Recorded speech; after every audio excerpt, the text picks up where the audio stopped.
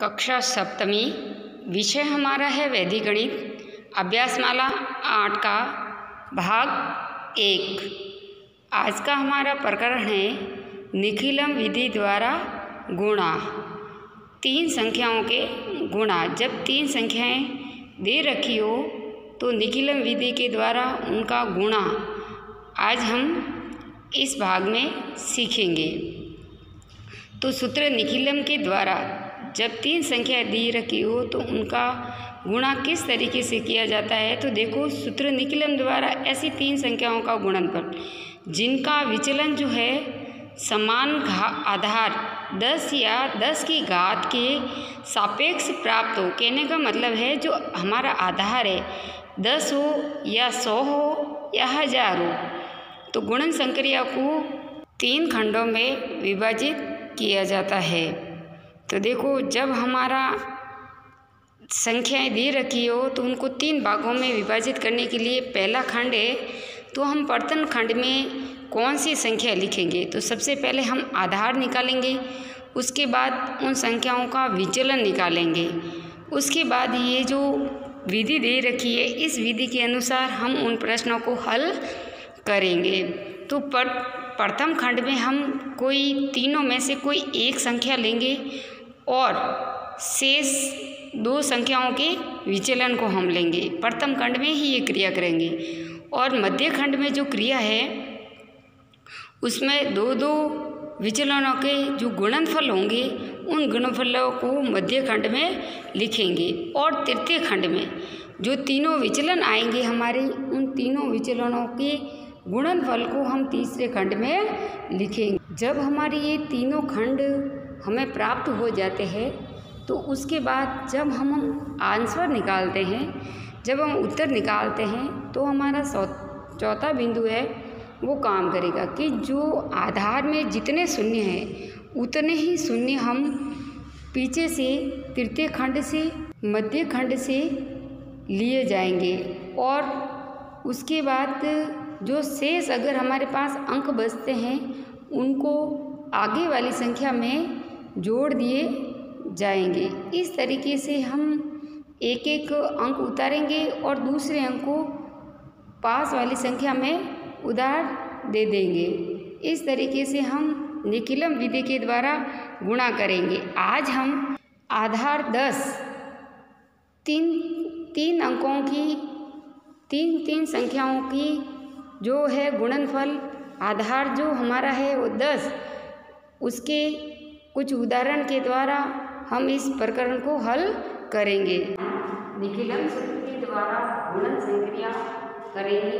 अंक हमारे हैं 3, तो जब 3 अंक दिए हुए हैं तो निखिलम विधि से गुणा हम किस तरीके से ज्ञात करेंगे। तो हम देखते हैं, सबसे पहले देखो हमारे पास 3 अंक दे रखे हैं, तो तीनों अंकों का आधार क्या है। सबसे पहले हम निकालेंगे आधार।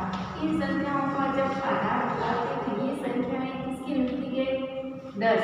हमारा आधार जो है वो 10 या 10 की घातों के बराबर होता है। तो हमारा जो इसमें आधार है वो आधार 10 हुआ। उसके बाद हम निकालते हैं विचलन। इन तीनों संख्याओं का विचलन निकालना है कि ये जो तीनों संख्याएं जो है हमारा जो आधार है उस आधार से कितनी अधिक है और या कितनी कम है। तो पहली संख्या देखो हमारी क्या है 12, आधार क्या है 10 से ये संख्या अधिक है। कितनी अधिक है तो देखो 2 अधिक, तो पहला विचलन हमारे पास क्या है 2।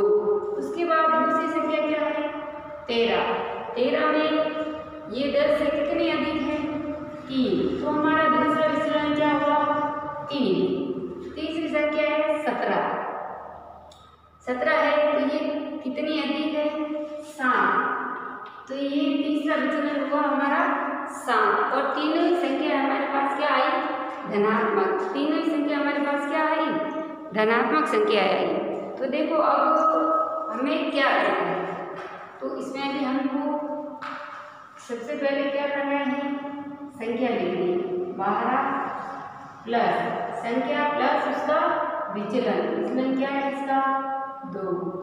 उसके बाद 13 का विचलन 3, उसके बाद 17, 17 का विचलन क्या है 7, तीनों ही प्लस की संख्या है।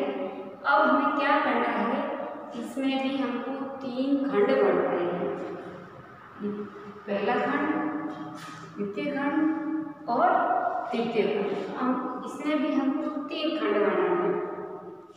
अब हमको प्रथम खंड में क्या लिखना है, प्रथम खंड में इन तीनों संख्याओं में से एक संख्या लिखनी है। तो मैं सबसे पहली संख्या 12 लिख देती हूँ।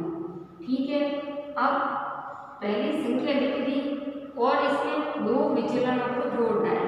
जब मैंने पहली संख्या लिख दी इसके विचलन को हमको छोड़ना है, उसके अलावा जो विचलन है उनको हमको जोड़ना है। तो पहली संख्या हमने क्या ली 12 और बाकी जो 2 विचलन है, 2 विचलन है, एक है 3 और दूसरा है 7। ये लिख दिया प्रथम खंड में, प्रथम खंड में लिख दिया। अब हमारा मध्य खंड, मध्य खंड में हमने को क्या करना है कि 2 जो विचलन है इनका आपस में गुणा करना है, इन दोनों का गुणा, इन दोनों का गुणा और प्रथम और तृतीय का गुणा, पहले और दूसरे का गुणा, दूसरे और तीसरे का गुणा और पहले और तीसरे का गुणा। तो देखो 2 × 3, पहला विचलन ये हो गया, प्लस 3 × 7 प्लस 2 × 7, ये हो गया हमारा मध्य खंड।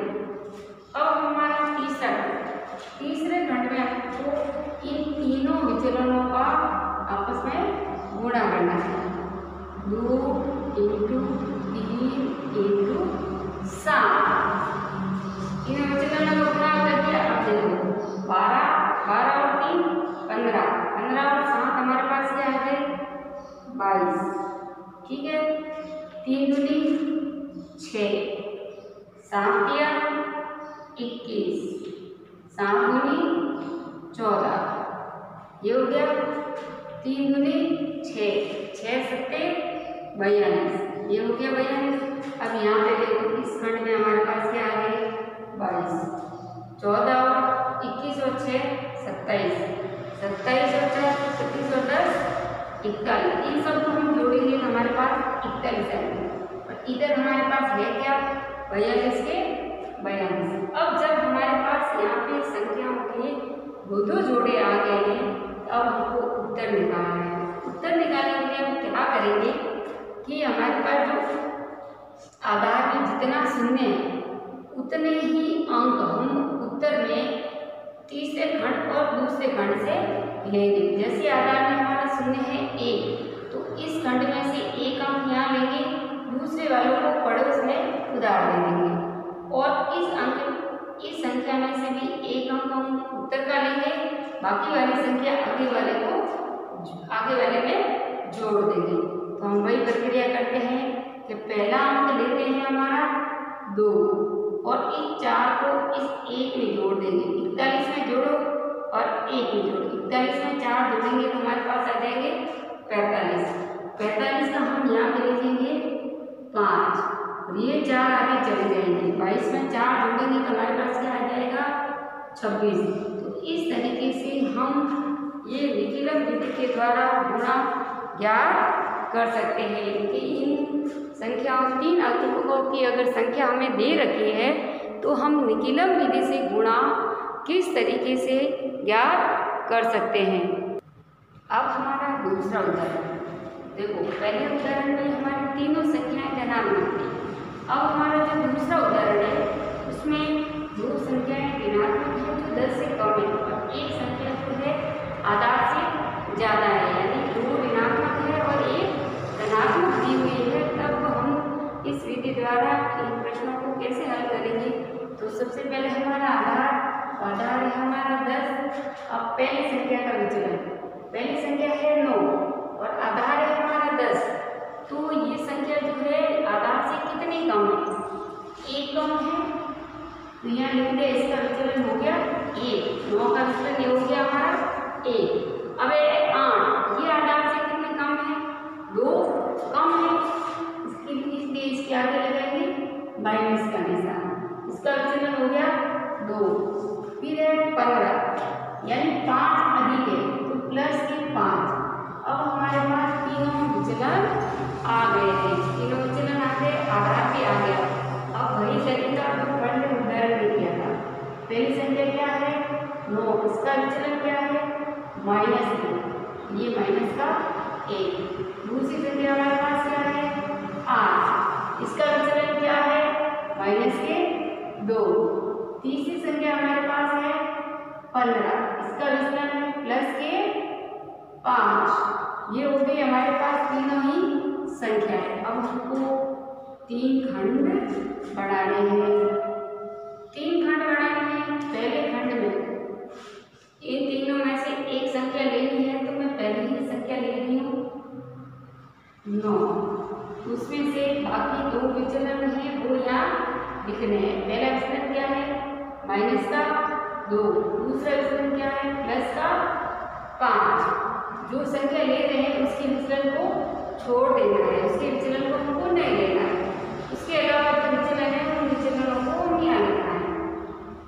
मध्य खंड में विचलनों का गुणा, पहले और दूसरे का गुणा, -1 इंटू -2 प्लस दूसरा है -2 इंटू प्लस के 5 प्लस तीसरा है -1 इंटू 5।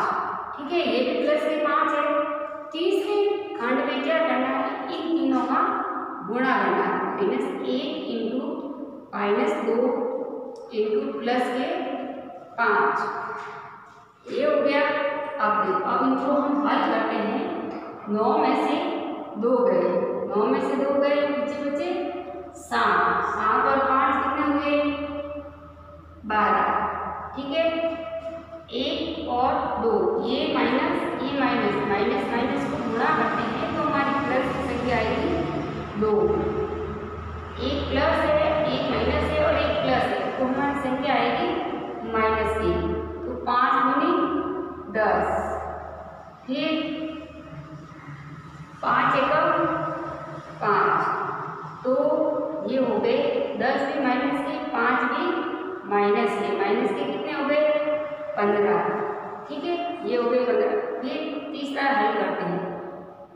माइनस और माइनस का गुणा करेंगे तो संख्या हमारी प्लस में बदल जाएगी, क्योंकि सम संख्या है। 1 को 2 से गुणा किया 2, 2 को 5 से गुणा किया 5 दूनी 10, ये हो गया हमारे पास 10। यहाँ आ गया हमारे पास 12। यहाँ देखो माइनस, ये भी माइनस के 15 और ये 2 जो है प्लस के, यानी माइनस की संख्या ज़्यादा है और प्लस की संख्या कम है। तो 13 में से 2, 15 में से 2 घटेंगे, पीछे आएंगे माइनस के 13 और 10 के 10। अब देखो हमारे पास तीनों संख्या में 2 अंक आ गए, लेकिन जो हमारा ये अंक है ये माइनस है, इसको हमको प्लस में बदलना है। तो प्लस में बदलने के लिए हम क्या करेंगे कि आगे वाली संख्या से उतने ही अंक उधार लेंगे जिसको आधार से गुणा करने पर ये संख्या हम घटा सकते हैं। इसको एक बार और बता रही हूँ कि यहाँ से हम उतने अंक उधार लेंगे जिसको आधार से गुणा करने पर ये संख्या हम घटा सकते हैं। तो यदि हम यहाँ से 1 उधार लेंगे और 1 को आधार से गुणा करेंगे, आधार हमारा क्या है 10, तो 10 से गुणा करेंगे तो 10 ही आएगा और 10 में से हम 13 घटा नहीं सकते, उसके लिए हम यहाँ से 2 उधार लेंगे। तो 2 उधार हम तो दे देंगे, पीछे क्या बचेंगे हमारे पास 10, ये 2 दे दिए। 2 को हमको आधार से गुणा करना है, फिर उसमें से इस 13 संख्या को, इस 13 को घटाना है और यहाँ पे 10 के 10, ये 10 आ गए, 10 दूनी 20, 20 में से 13 गए, क्या बचे 7 और यहाँ क्या है ये 10। अब देखो, अब हमको एक एक अंक लेना है, 0, दूसरा अंक इसको दे दो 7 और 1 8। इसमें एक ही अंक है क्योंकि हमको तृतीय खंड और मध्य खंड में से एक एक अंक ही लेना है और बाकी वाले 2 अंक ऐसे के ऐसे आ जाएंगे। तो इस तरीके से हम इन प्रश्नों को हल कर सकते हैं कि जब हमें ऋणात्मक और धनात्मक दोनों संख्या दी हुई है, तो हम किस तरीके से इन प्रश्नों को हल कर सकते हैं। अब है हमारे अभ्यास प्रश्न। अभी हमने उदाहरण के माध्यम से निखिलम विधि के द्वारा गुणा करना सीखा। अब हमारे अभ्यास प्रश्न आपको दिए गए हैं कि निखिलम सूत्र के द्वारा गुणा कीजिए। अभी आपको ये 3 प्रश्न दिए जा रहे हैं। इन तीनों प्रश्नों को अपनी नोटबुक में अच्छी तरीके से इन उदाहरणों को देखते हुए हल करना है। ठीक है, धन्यवाद।